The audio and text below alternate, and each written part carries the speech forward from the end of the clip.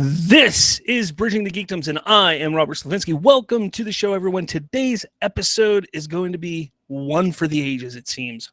Holy crap.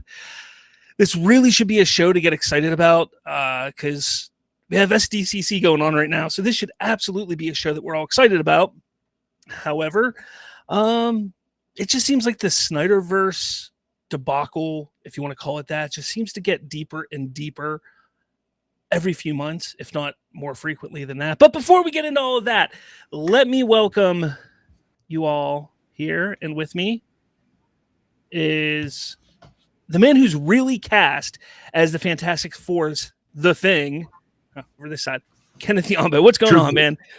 What's going on, Rob? Jason Segel has nothing on me, and I cannot confirm nor deny what you just said. So I will leave it up to that, and we'll see you on Saturday. Yeah. Well, hopefully. What's going on, Rob? Good to be back. A lot to get to. Actually, not a lot to get to. Very thin show, but it's very heavy in terms of content. So we are in a long one, I feel like. So definitely in for a long one here. So for those of you who don't know, who are new to the show, our setup is pretty simple. Usually the first 15, 20 minutes, 30 minutes or so, we kind of dedicate to a few hot topics for the past week. It could be reactions, reviews, or newsworthy items to discuss. The rest of the show is then dedicated to a main topic. This week's main topic, we're going to discuss what to expect from San Diego Comic-Con this week. That's why this show should have been an exciting show. It should have been, absolutely. But obviously, with some other things that have come up this week, we got to dive into all that. So we're going to get to that here in a second. If you are watching live, which we hope you all do, and we encourage you all to do, go ahead and leave a comment. Chat with us in the live comment section and talk to us. Move the discussion forward. Let's see what you have to say about what is going on, as I just knee my desk.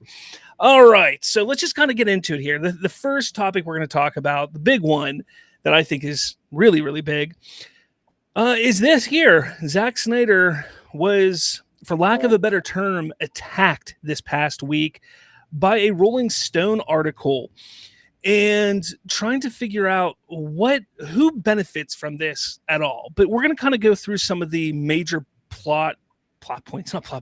major points from this article, because it really pissed me off. I was really, really, really, really pissed off 100%. From this article.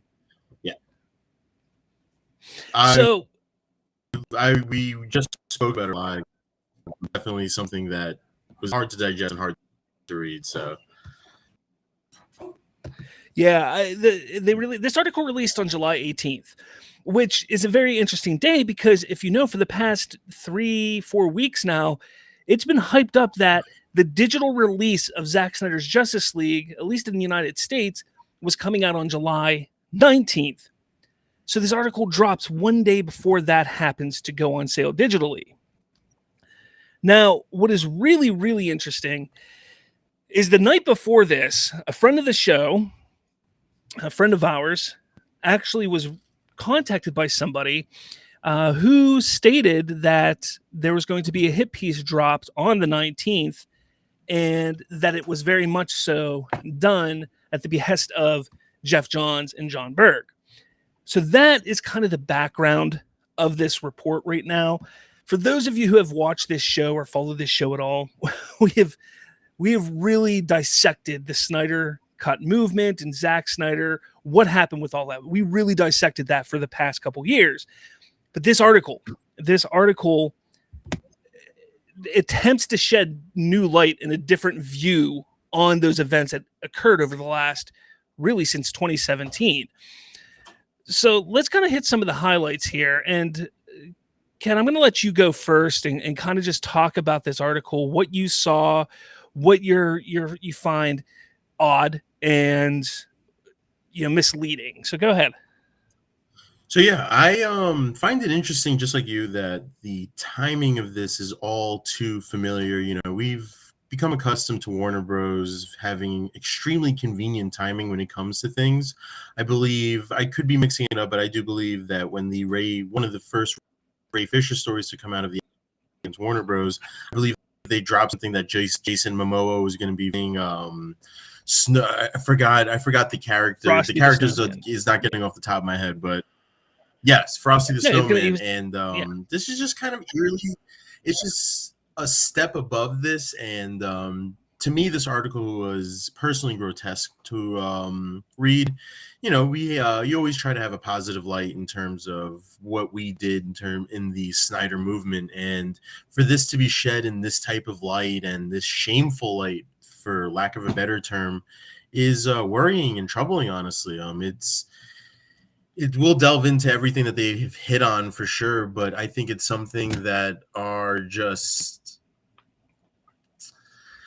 It's interesting. It's interesting the plot points that are brought up in the article. You know, there are things that are relevant to the real world in terms of social media, and the article kind of one of the major findings of the article was that, and we'll get into numbers later, but that a decent amount of the support on social media accounts was driven by bots, and obviously the Snyderverse fans have taken that to another level and kind of created their own hashtag of like SnyderBot or something like that. So that's always fun to see the fans kind of have good humor about it. But I don't know. The article was kind of really shocking to me. I thought some of the things that were thrown out there are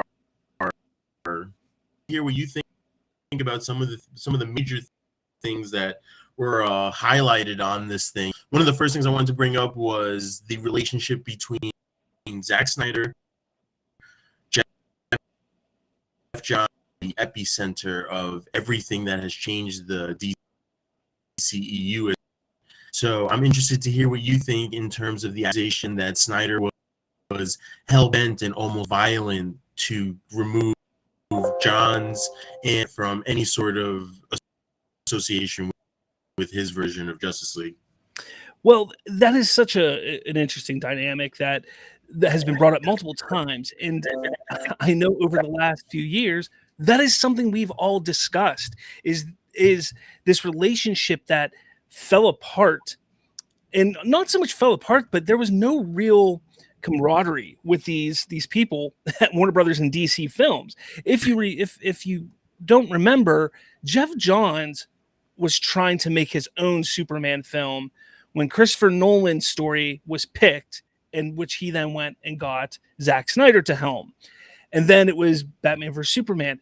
And be it true or not, we don't have any concrete evidence to any of this, but rumors say that Jeff Johns sabotaged Batman vs. Superman, that he's the one that not only quite possibly, again, this is alleged, quite possibly leaked the original script to Marvel, that he's the reason why there was so much bad press leading up to the film, and that he's a big reason why everything Snyder was building was falling apart constantly.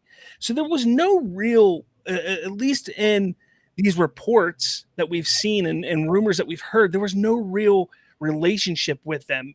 Perhaps there was a working relationship. Everybody, when you work somewhere, there's always somebody that you don't necessarily get along with or you're friends with, but hey, they're a coworker. You have to work with them and you do it. I kind of feel that's what was going on here. And then the John Berg stuff is just kind of because he was brought in later and worked alongside Jeff Johns. And I think he was more along the lines of let's boost up what Jeff Johns wants to do and get rid of what Zack Snyder's doing. So that's kind of the way I look at that whole thing. The way the article talks about Zack being manipulative, and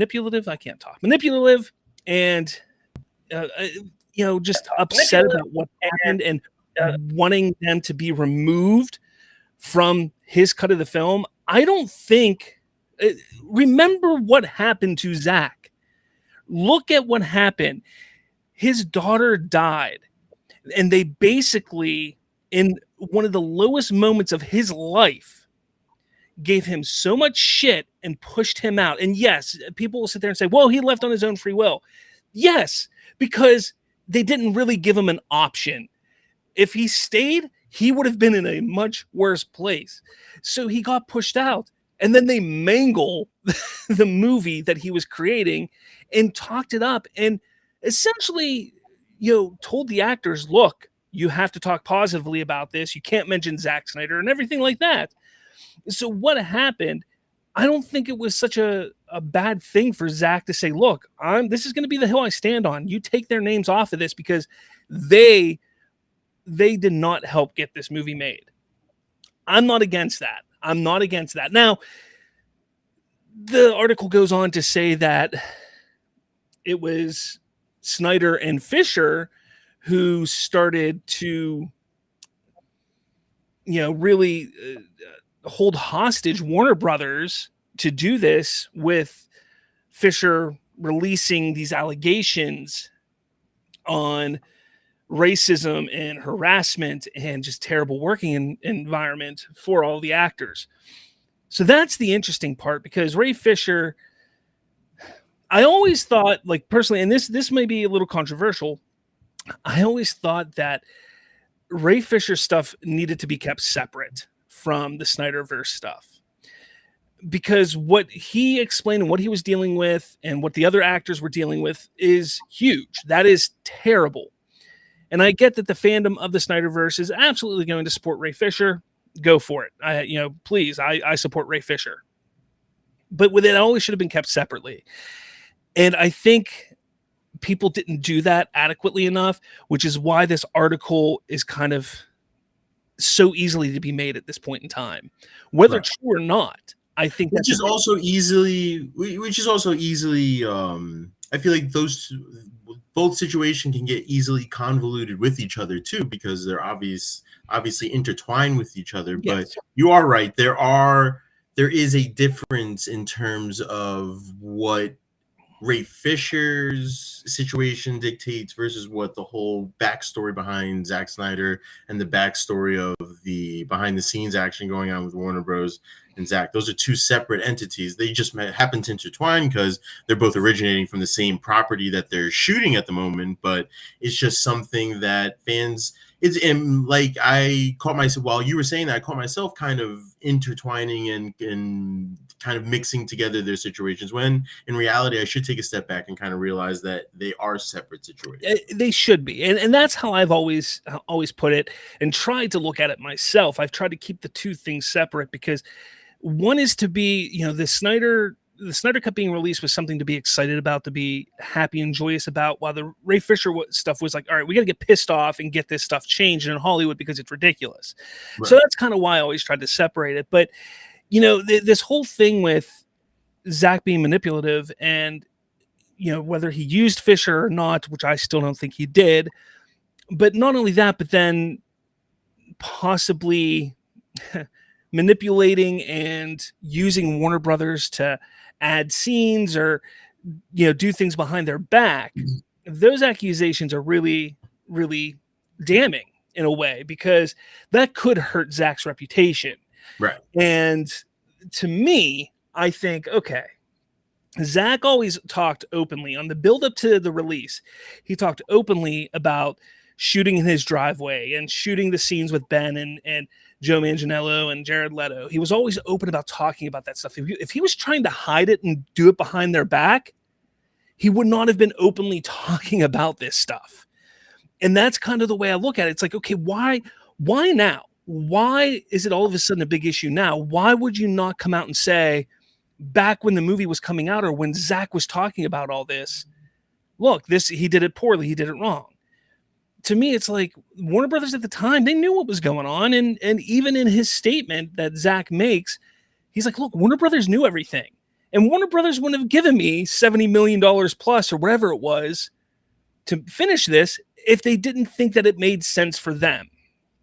And whether it was financially successful or not, because we don't know, that is a gamble studios take on every single thing they make.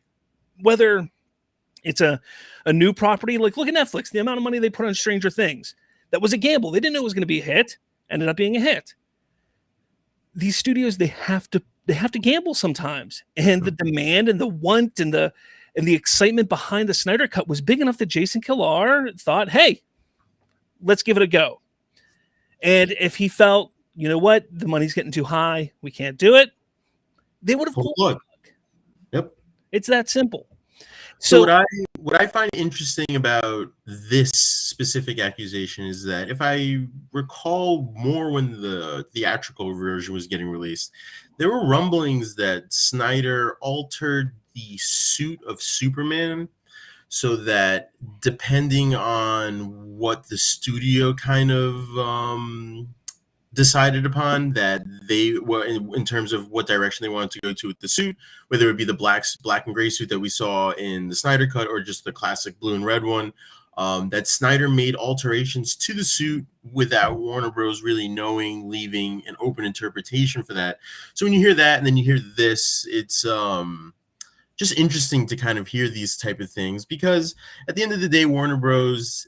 Did have a chokehold on Snyder, and at the end of and I just sympathize with him in a way that if there were ways to kind of preserve his vision without them knowing, I could kind of see it. But like I said, that is totally just wild speculation. But he has been, and like you said, he was upfront and honest about those driveway shoots. He was upfront and honest that he was about to pull the whole plug because of the Green Lantern versus Martian Manhunter sort of scenario, which is a completely different part of the article that delves into that Warner Bros. Wasn't too happy with Zack trying to utilize a character that they might have had future plans with for projects for basically like 2 minutes worth of scenes. And, it's just a lack of, for me personally, just looking from the outside in, it looks like just a lack of vision on Warner Bros. Part. Like, it's okay to have multiple iterations of a character that is well known throughout the comic book lore. And I personally feel like it's a shame that it came down to Snyder kind of threatening to, I believe, completely scrap the whole cut if things weren't really going his way in terms of the cameos that were allowed in his movies. So. Yeah, what is even more ridiculous is you brought it up that Snyder had to fight for certain things still. When they said, yes, we'll give you the money to finish your cut, to do this, they gave him the money. He should have been allowed to then make the film as he saw or deemed fit. Them to then sit there and say, oh, you can't put Green Lantern in it because we're doing something with Green Lantern. And here we are 3 years later, and they still have no Green Lantern project, even in production right now. Right. Then the Martian Manhunter thing. Now, I think the article was wrong on Martian Manhunter compared to Green Lantern. I don't know. Yep. Because they're like, oh, Martian Manhunter, blah, blah, blah, this and that. You could argue both characters, basically, at that point. Yeah, exactly. So really, I think it's so ridiculous. And then the article, moving on through the article a bit more, it then talks about how, and this isn't coming from Zack, this is coming from a third party, that he was humiliated by Joss Whedon coming in for the rewrites and the reshoots. Well, yeah, who wouldn't be humiliated in a way? Right. First off, okay, the way they played it back in 2017 when they announced that Joss Whedon was coming in, I will admit I was one of the ones that was like, okay, I can see it, and I like it. Yep, I didn't just punch it it up a little bit. I punch it up a little bit, with a little. Let's not forget that he made one of the most, at that point in time, he made the most successful superhero film ever. Yep. So let's not forget that. So people were kind of excited about it, and that's fine. But when you start to get into the real issues, of course he would feel humiliated, because this is his movie. This was what he wanted to make. And you're going to bring in another writer, another director to come in and kind of change. And not just any director or writer, the director of your direct competition. Yes. Yeah. So that to me, whether he was humiliated or not, that adds to adds to earlier where he wanted Jeff Johns and John Berg removed from the credits. Again, it's just things. This article, in so many ways, is like, "Hey, Zack Snyder did this," but then one thing I've noticed, and then it justifies it. So one thing I've noticed, writing for the Cultured Nerd, there's always a structure to your writing, and you want a beginning, middle, and end. And it's interesting where they introduce topics and then they follow up on those topics, maybe like paragraphs and paragraphs later, with the same thing. And it's like, it's very interesting how this article is constructed, just looking, not even delving into the content itself. Like, they'll tell you something about Ray Fisher in like the first line, and then they'll follow up on that line maybe like 3-4 paragraphs later. And it's like, maybe they're trying to divert your attention and kind of make up a story. And this quote should be the rallying cry for the Restore the Snyderverse fans.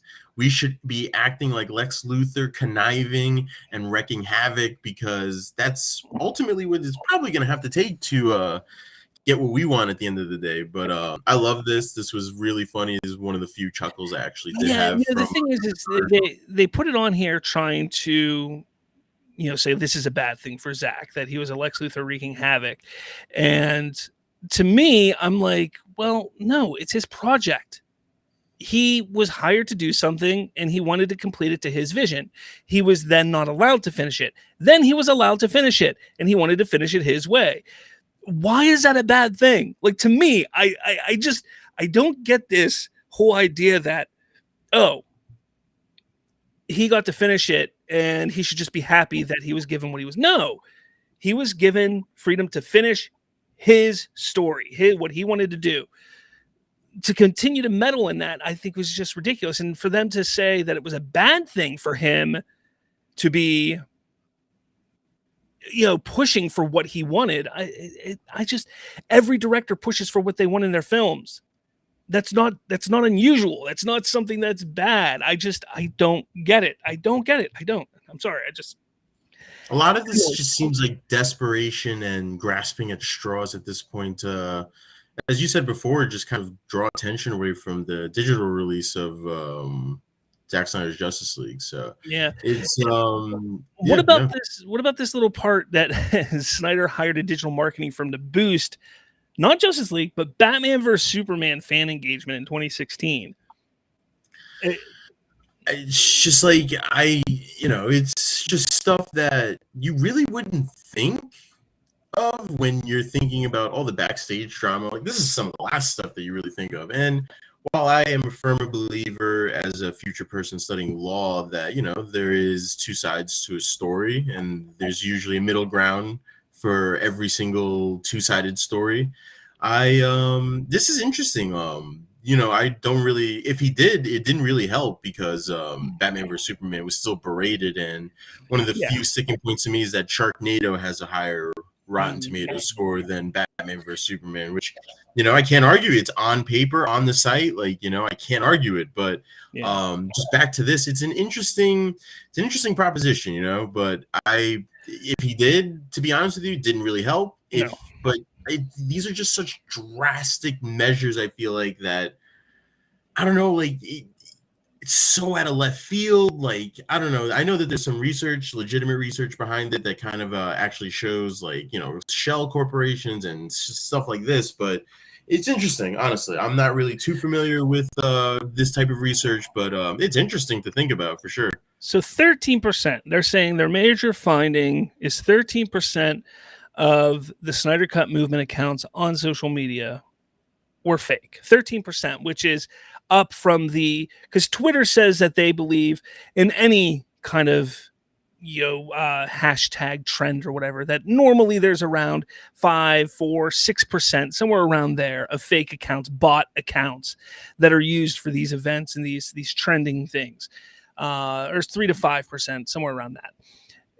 Now, is that a big deal? Because you think about it, that means that 87% were not fake. And that's still a pretty high demand. It's not even like I could see, okay, 100,000 tweets in, 24 hours. Oh, 87% of that is all there is. Okay, that's not a high number, but we're talking about hundreds of thousands of tweets. And if only 13% of those, it's still a high number. I just don't get. I'm going to go back to it. I don't get what anybody gains from this right now, unless there was something that was being discussed at Warner Brothers right now, which we will delve into in a little. Yeah, we'll dive into that in a little bit. But we have that. We have, I'm going to kind of just run through some stuff here to stop me if you want to talk about it. The stolen hard drives. They're saying that Zack Snyder stole hard drives from his cut, and he said, I'm entitled to those. They're mine. And then he finally did give them back after the Snyder Cut, the Snyder Cut was released. When I envisioned this, when I read this, I envisioned just Zach putting on Ben Affleck's Batman cowl and just the scene from what he has to do. Yeah. The scene from when Batman when he jumped down and then got the person. Exactly what I was thinking. Exactly what I was thinking. But honestly, how can we talk about this, because we don't know his contract? What was in his contract? Was in his contract that he would still, through X amount of time, have, be able to possess or use that footage for something? We don't know what's in his contract or what the deal was. So for them to come out here and then them to not do their due diligence and to find out, or better yet, maybe they did try and Warner Brothers like, we're not going to talk about it. You can't then put that in the article if you don't have all of the facts. That's just to me, that's just ridiculous. What else is there? There's so much to go through here. The Godzilla versus King Kong thing is something that definitely has credence to it. This is something that I know actually happened, and is probably one of the few actual facts in this article. So and here's the thing: I am against, and I've always been against, the fans bashing another film that isn't part of the Snyderverse or part of Snyder's vision, or right, Snyder involved, to get their voice heard. I've always been against that. Even with the Flash movie that's upcoming, I've been against it, because you're then taking away from those filmmakers, those creators, those artists, those actors. You're taking away the hype and excitement that they have and that people have for them for this film. So I've always been against that. And there's a part of me that I think, well, you did all this research to find bots for this movement. Has any research been done to see, hey, could anybody on the other side of this possibly have set up events or moments against to hurt the Snyder fandom? Could Jeff Johns have hired a company, or had somebody go out there and start ragging on Godzilla vs. Kong or Suicide Squad to hype up the Snyder fan base? And just like normal sheep, they're gonna run and say, oh cool, there's an event, let's go, and they go and start tweeting it. Did they research that at all? Which is interesting, because I follow the main Release the Snyder Cut Twitter account that's morphed into Restore the Snyderverse Twitter account, and not once, and I remember a majority of the events that we've done for like the hashtag events, and not once was there ever a posting for that one saying, let's review bomb this movie, that movie. There was actually a warning sign to not do that. So that's something that, I know it happened and it occurred, but to your point, the research that we're being introduced to, was there any research done into these review bombings, and were they bots? Was it exactly what you said? Was it Lex Luthor, aka Jeff Johns, conniving and being Lex Luthor over there? So part of me thinks that there's more truth to that statement than we know, but it's a mess. It's truthfully a mess, and so random. It's not even and just seeing Ray Fisher respond here. So this one here, I'm going to bring this up because we mentioned it a little bit ago, that they were blaming Fisher and Snyder for working in tandem. Snyder said that was not true. That did not happen. And then they supposedly reached out to Ray Fisher to find out, which they did. They started showing the emails that they sent to Fisher and his team, but they didn't show the whole picture that, they gave him like 6 hours, 7 hours, something like that to respond, and started, there was a Twitter war going on the other day, which I thought was crazy. But, Ray Fisher gets pulled into it, and he's like, look, they never declined to comment to Rolling Stone because they never got to it. They didn't get the emails. in time because they only had X amount of time to do it. And I get that happens with journalism. I get that. But you need to put that in the article. We reached out and we did not hear back from them. You don't lie and say they declined to comment, because that then looks bad on Ray Fisher, that he's trying to hide something, when that's not what happened. They just did not get back to them prior. So that's how you would put that in the article. And that's the thing. This author needs to take this, and whether they're a good person or not, I don't even know who it is. They need to take this as a learning tool, because they really screwed up and did some things that you shouldn't do as a journalist. And a shame on Rolling Stone for their editor. A prominent publication. I'm very surprised that something of that weaves this narrative, this type of narrative, and this type of janky paragraph positioning and trying to make the topics all related in a negative light, when in reality, if you really put the pieces together in the right way, it will make more sense and more of a positive light. And to the naked eye, this is going to be another black eye to the movement. And the article mentions that the chances of the Snyderverse are dead, and that Hamada will be staying on, and so is Jeff Johns, and things of that nature, which is stuff that we still have not gotten confirmation on either way. So I guess we're going to have to wait and see until Warner Bros. Discovery kind of just really takes a deep dive into everything. But if this doesn't drive the attention of David Zaslav into fixing whatever the hell is going on with this corner, this black hole of the DCEU, I don't know really what will. I wouldn't be surprised if Zaslav has already started delving into this sooner rather than later. Because you have to think of it this way. This came out literally 24 hours before the film drops digitally. And at that point in time, they have a marketing campaign pushing this. This article comes out to tarnish the release of that, which hurts Warner Brothers' bottom line in making money. Whether it did or not is to be seen. But that was the intent. The intent was to say, don't support this person, don't support this movement, don't support this film. That was the intent.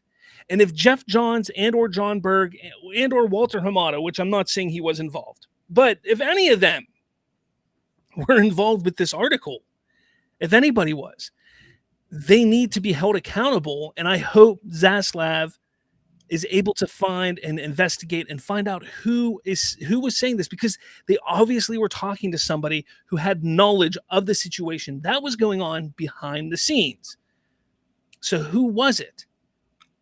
Is it Toby Emmerich? I mean, he's gone now, so could it have been him? Could he be the one giving this information? To be honest with you, I wish for this situation at this point, in the beginning, I really was just rooting for everything to go our way with restoring the Snyderverse. At the end of the day, now I'm at the point where I just want to know the truth. Like you said, it's almost like they're self-sabotaging themselves, knowing that, digital release of Zack Snyder's Justice League maybe a year and a couple months after it was released on HBO Max won't break the bank for them. And I think that's their type of thinking towards that, which is a shame. It seems, while the merger did happen, there are still some bugs to get out of the system for sure. So it's going to be a long and grueling process, and patience is definitely a virtue. And I think that's my main takeaway from the article is that, yep, we've taken steps since the Snyder Cut has been released, but we have a long way to go. There are a lot of people still in positions that could prevent what could happen, and this article is a sobering reminder of that, just because there are definitely people involved in this that are on Warner Bros. Side for sure. So. And just to finish off the talk here, I want to say one of the things that made me chuckle or laugh a little bit was the complaint that the $73 million spent on this film, there was $73 million spent while employees lost their job during COVID. That is a stupid ass comment. Because what did that $73 million go to? People working, finishing a product. It wasn't like they just gave $73 million to one person and they pocketed it. No, they used that $73 million to pay people to finish the special effects, to act, to do this, to do that. That's what that $73 million went to. So to sit there and say, oh, they wasted $73 million while people were losing their jobs. No, they spent $73 million for people to have a job. When you think about it, now maybe it wasn't the people that you want to have a job, whoever was making this remark, but people didn't, there was people working from this money. And that just, like, how stupid can you be? Like, for the author to actually write that in there and say, yeah. Like, do you have any common sense? Like, that just baffles me. I'm sorry. It just, I gotta look who the author is, because it legitimately is pissing me off now. Thinking about the tweet, was the author tagged, or was that somebody else? Tatiana Siegel. Yeah. That's who it says. So who is Tatiana Siegel? It doesn't. She's a senior writer at Rolling. Senior writer.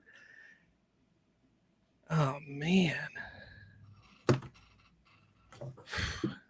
Yeah, that's rough, Tatiana. I'm sorry, but look, I'm not going to say I'm the best writer or author or journalist or anything like that. But there is a writer's moral, I would like to say, and I definitely believe that there's a line that was crossed for sure. But whether there's repercussions for that remains to be seen. But just tying a bow on this on my end, I definitely think that the truth needs to be found out for sure before I believe anything in the DCEU moves forward, whether that's the Hamadaverse, Snyderverse, anything. I believe getting to the root of what's systematically wrong with the people in charge is going to be the biggest step in everything that would lead up to any sort of announcements, and hopefully it can be done. But for right now, they're still in evaluation mode over at Discovery, so hopefully they can find the root of the problems and restore relationships with talent, because it's definitely something that has strained a lot of people's relationships with Warner Bros. Over the years. Absolutely. Well, anybody who's listening, let us know in the comments. Hit us up on social media. What do you think about all of this whole entire Zack Snyder hit piece by the Rolling Stone? What are you shocked? Are you pissed off? Are you whatever? Let us know. I want to hear your thoughts on all of it. Obviously, it's been big news this week. Everybody's been talking about it on Twitter and everything. But I want to hear your thoughts. Might be the longest opening segment we've ever had. Yeah, man. I knew it was going to happen. I knew it was going to happen.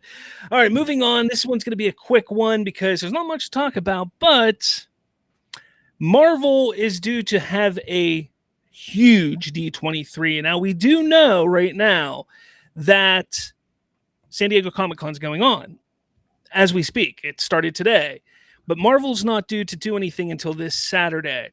And they got the prime time locked in at 8 p.m. Paul H. Yep. And people were expecting to hear some big things, at San Diego Comic-Con. I'm not saying that they're not going to announce anything big, but will for sure. They will tease for sure, but they will follow up here. I have no doubt about it. But they're saying that they're saving it all up for the fan convention of D23, which is the second weekend of September, specifically in regards to new projects.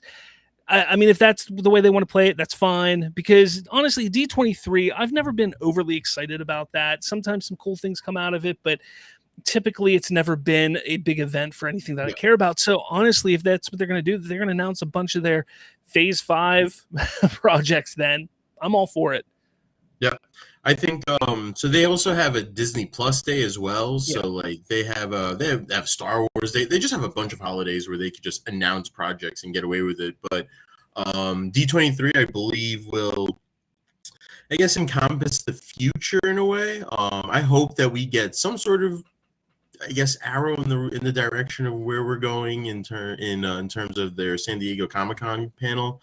Mm-hmm. But we'll dive into Comic-Con just in a second. But if you had to guess, what would be a satisfying reveal from D23 for you that would count as big for Marvel? Big? Fantastic Four. But I feel like we're going to get to Comic-Con. I think there's a chance. But it's sounding like if they're gonna save something big for D23, I think that's gonna be the biggest thing. I honestly don't think they're gonna give us anything on Secret Wars yet.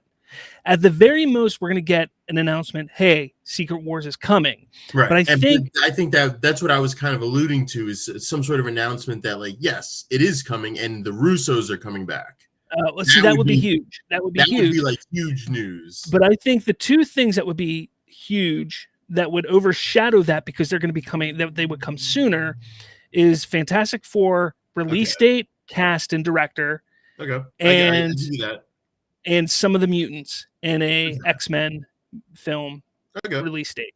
I think those things right there is what we're going to get at D23. They've alluded to mutants now twice in the MCU. More directly with Miss Marvel in the finale. So with that, they're leading to mutants at this point in time. We know that for a fact. Fantastic Four's coming. We know it's coming. We don't know who the director is right now. And there is a huge rumor mill going around right now of these 4 people being cast as people in Fantastic Four. We've gotten Jason Segel as the Thing, Amanda Seyfried as an Invisible Woman, Jamie Dornan as Mr. Fantastic, and Joe Keery of Stranger Things fame as the Human Torch. I think that would be cool. I do. And I think if anything at D23, if they talk about Secret anything, I think it's going to be more on Secret Invasion. And I know that that's already coming up and it's been announced and filming is completed.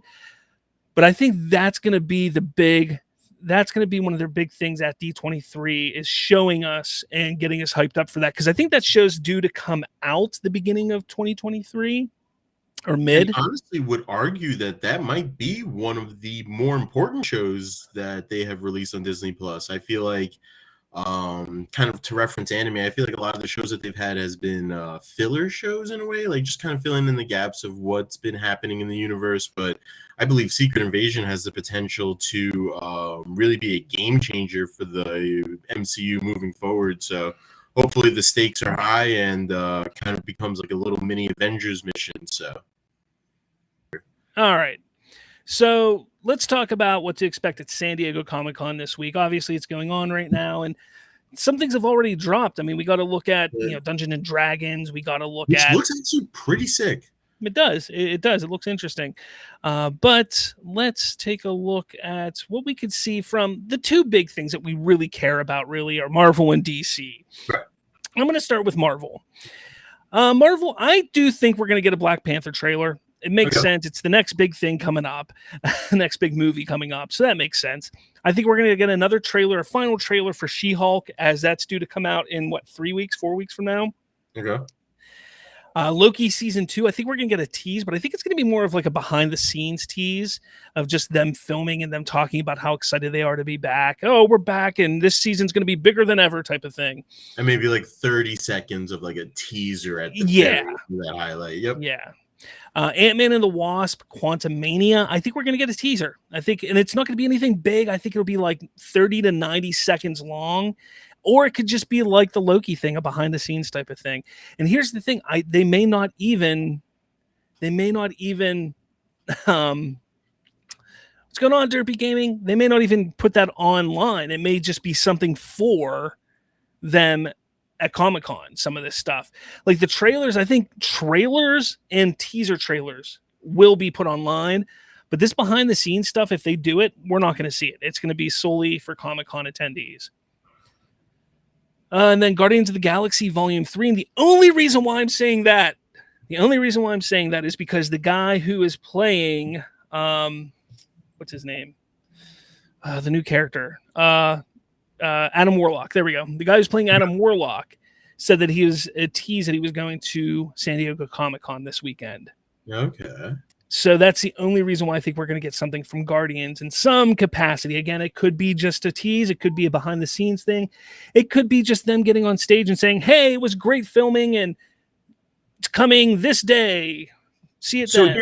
So hear me out. Just looking at your Marvel slate for a second.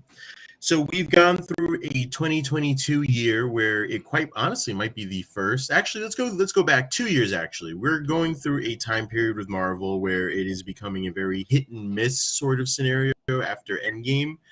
Yes. While all these trailers and teases seem fun, given the knee-jerk reaction that it seems like Marvel has adopted lately with some of their projects, you don't think the showman that Kevin Feige is not going to give just a little something bigger than what we got on the slate currently for Marvel now? I still look. I know we were talking about the Fantastic Four thing a couple minutes ago.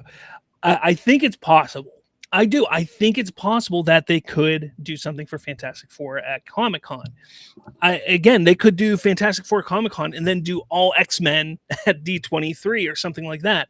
Yep. So I'm not putting it past them that they're not going to unveil something big. Something that I noticed that is missing is that so tomorrow is the animation panel part of, I guess, Marvel's presentation or just Comic-Con's presentation. Yeah. And they will be giving, I don't know if they will be giving it, but I'm assuming that some of the animated features that have been teased. I think the two biggest animations that have already been teased to this point we'll see some footage from. So What If Season 2 and Spider-Man Freshman Year. Yep. So I do think we'll get those as well. But I don't think people are as excited about that as these things here. I think for sure. I'm personally excited for What If Season 2 because there's a whole bunch that I think they could delve into that would be really cool to see. So that's hopefully there's a lot going on tomorrow. So yeah, I think they're gonna do. I do think they're gonna give us something big. I just don't know. Hearing the reports that they're saving it for D23, which makes a little more sense.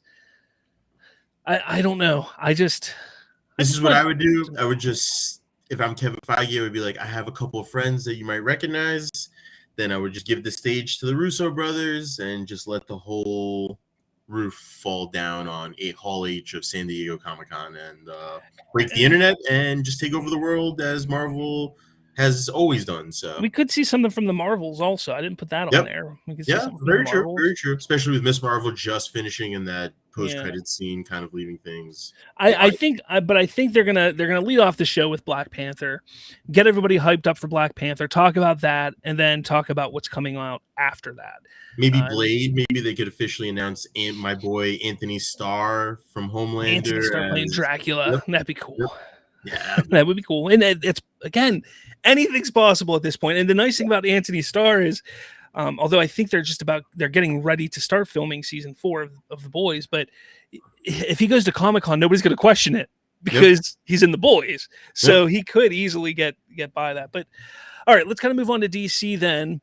And their show is rumored to only be an hour long.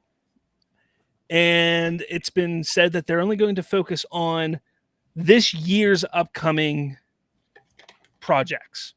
Which is on purpose. Yes.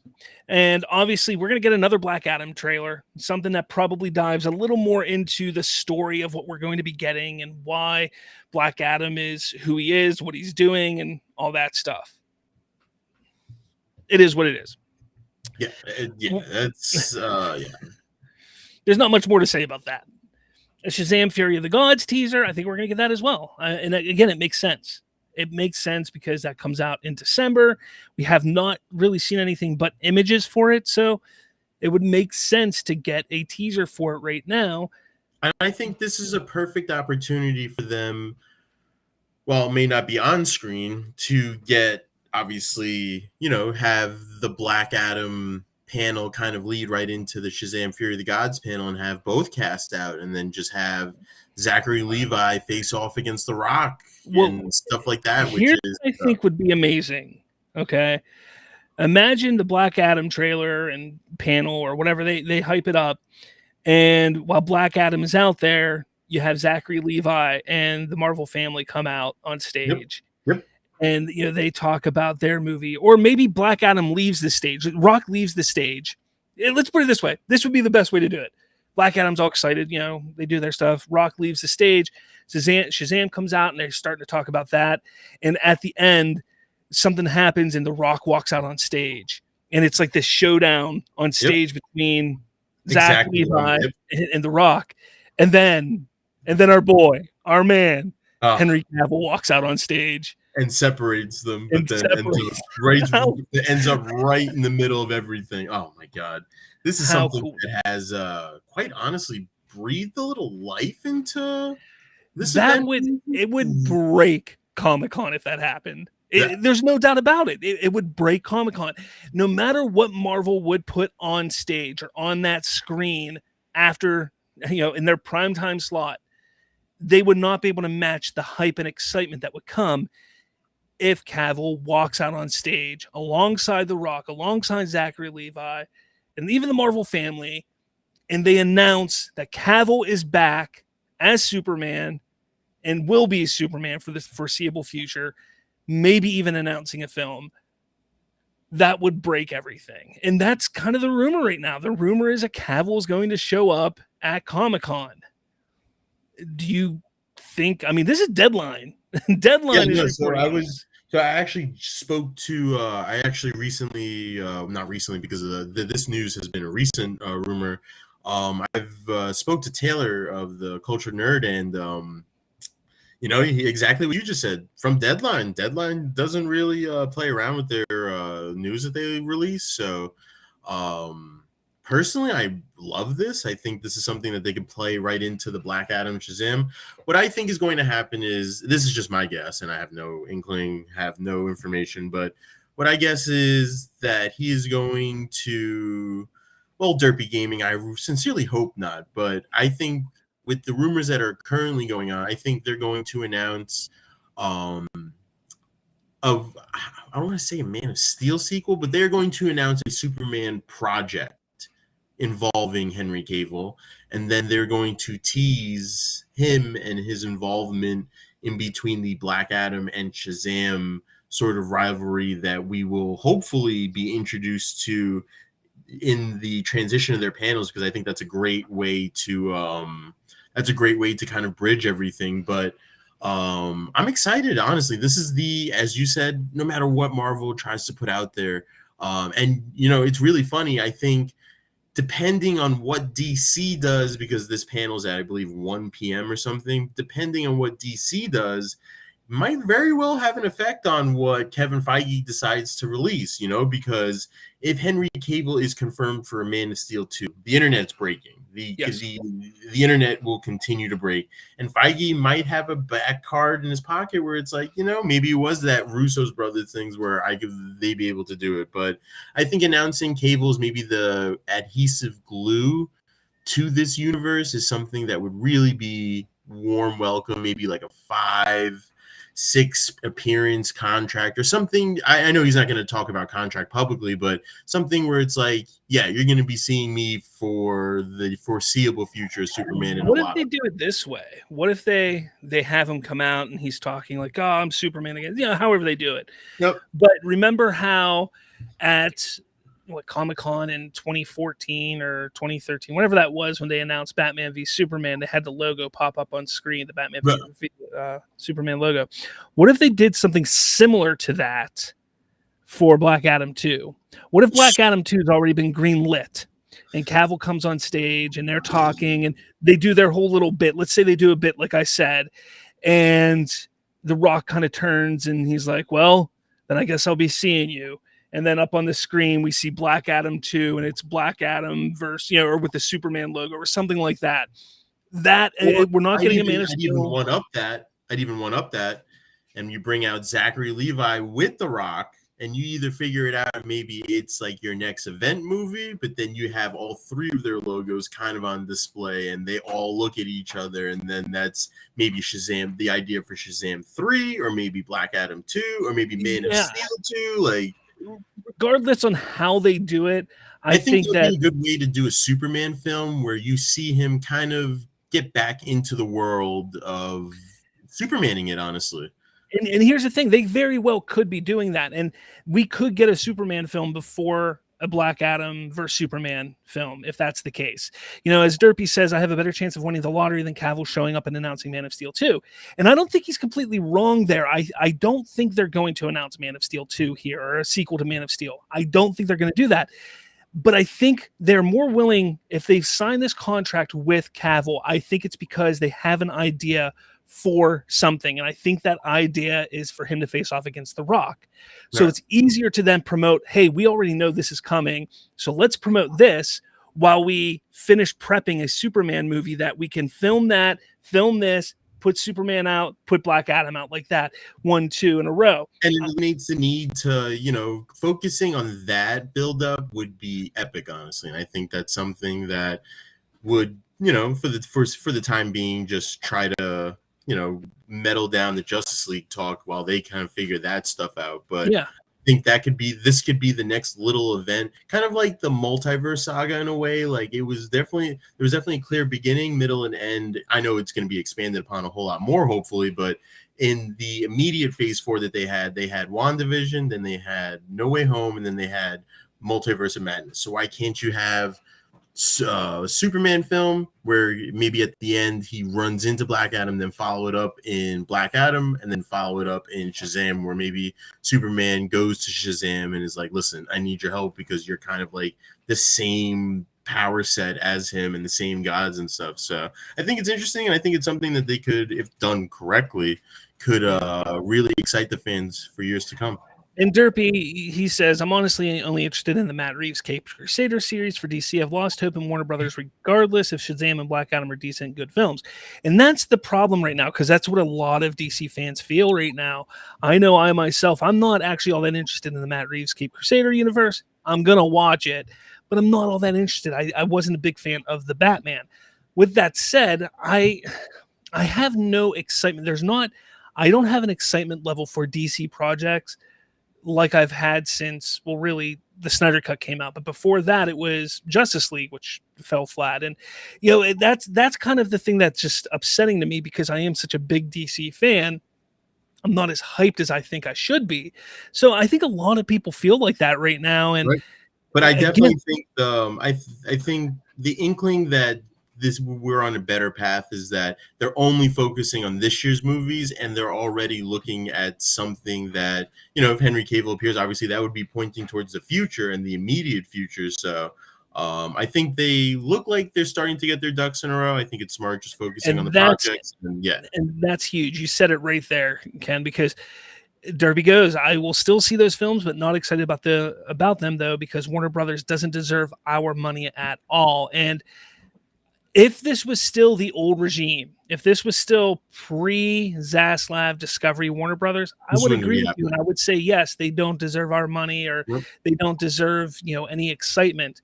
But this is a new regime, and yes, you can sit there and say, well, Walter Hamada is still there. That's fine. We still don't know what his plan is, and this is why I always say we have to keep this Ray Fisher stuff separate from us being Snyder fans, because Walter Hamada wasn't the reason why Snyder was pushed out of DC. When he was brought in to run DC Entertainment, the DC film side, he had to come up with a plan. And as he was making this plan, Jason Kilar was like, well, no, we're going to bring this guy back and let him finish it. And Hamada was against it, because he's like, no, I'm trying to build my own thing here. And we can't blame Snyder for wanting his stuff to be completed. You have to do the same for Hamada. Now, when you get down to it, yes, if what Ray Fisher was saying about Hamada and him not apologizing, all that's fine. You can be pissed off at Hamada for that. But getting to it, we can't sit there and blame this new regime for the old regime. We can't do it. And while yes, Hamada was part of that old regime, he was not the reason that the Snyderverse ended and was shut off. He was brought in to create a new universe because that's what he was instructed. That's what he was hired to do. So yes, I think we should give it a benefit of the doubt. We haven't really seen much of what Hamada has been planning, because if I'm not mistaken, Birds of Prey, he came in. Did he do Birds of Prey? Was he part of? I think he was a producer. Birds of Prey was his first movie, I think. Right? Okay.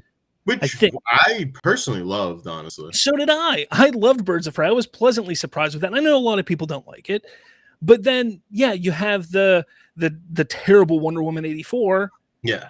And then you have the Batman. So Suicide Squad, which again wasn't terrible. It wasn't great either. Peacemaker I thought was great.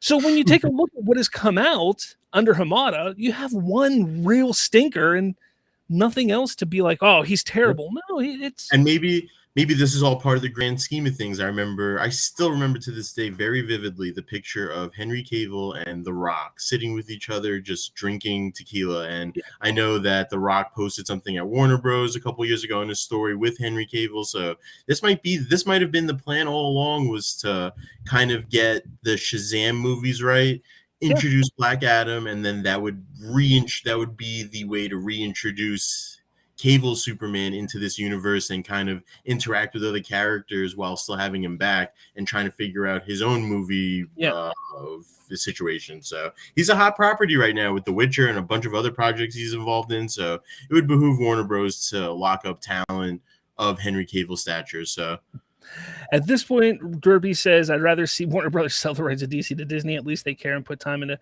putting a team around that. Rob, that might be the the cutoff line on that one. So yeah, I'm sorry, man. No, I disagree. I think we got to give them a chance. They have a chance, and if they bring Cavill back, if they bring him on stage this weekend and say he's back, that right there goes a long way in starting to repair the relationship that DC Films, DCU, Walter Hamada, all of them, the relationship they have with the fans. That's going to go a long way because regardless of what a lot of people say about the Snyderverse, most people, 95, 99% of the people that don't like the Snyderverse have always said, Cavill, though, I want to see him again as Superman. Yeah. With better material, better writing, in a more Superman-centric film, that would definitely be, And honestly, Derpy, we're not going to get reboots right now. It's not going to be a reboot. Deep. I feel like they're a little too deep in the mud right now to be considering reboots. I think for right now, they need to figure it out with the talent that they have, and then boom. Might be Saturday, Derpy. You got to keep in touch and join us next week to follow up. Oh, yes, absolutely. And make sure you follow us on all the socials, all that jazz, Twitter, Facebook, Instagram. Find us on TikTok, BridgingTheGeekdoms. I do a lot of shorts. When like little news things come out, I'll go up on TikTok and I'll talk about those news things real quickly. Even our YouTube shorts. We now have multiple YouTube channels. I have a BTG or Bridging the Geekdom Shorts channel where I just throw up basically what I put on TikTok. I throw there for people that don't use TikTok. And I also started an Apple Talk thing because recently I've gotten into the Apple ecosystem and I'm just excited about it. You've alluded to this before. Yes. So I'm real excited about it. So I just want to talk about it. So I was like, I'm going to make a channel. If it goes anywhere, cool. If not, whatever. So make sure you do all that. But yeah, this was an interesting discussion. It was a really good episode today. So, everyone, thank you so much. Put your comments or, comment what you think of everything. The Zack Snyder stuff, D23, Comic-Con. What do you hope to see at Comic-Con? The House of Dragon. We didn't even talk about House of Dragon trailer that dropped. I liked it. There's so much going on right now that there's just hard to keep up with. But definitely stay tuned here. Stay tuned in the Cultured Nerd. We will definitely be covering up to the minute updates from Comic-Con all day, all weekend. So definitely stay tuned next week over the weekend at the Cultured Nerd. And I'm excited, genuinely excited for Comic-Con for the first time. And I feel like almost 3-4 years. So it's exciting. It's exciting for it to come back and come back with a bang, hopefully. So hopefully. All right, guys. Well, thank you so much for watching. Make sure you like, subscribe, all that jazz. Derpy says he subscribed already, so thank you so much. And, tell your friends about us. Find us on Spotify, Apple Podcasts, Google Podcasts, Amazon Podcasts, all that fun. But tell your friends about us because, I don't know, I like doing this. And I like talking. I like when people comment during the show and we can talk about it. I love that. But with all that said, everyone, I'm talking to all of you. Later.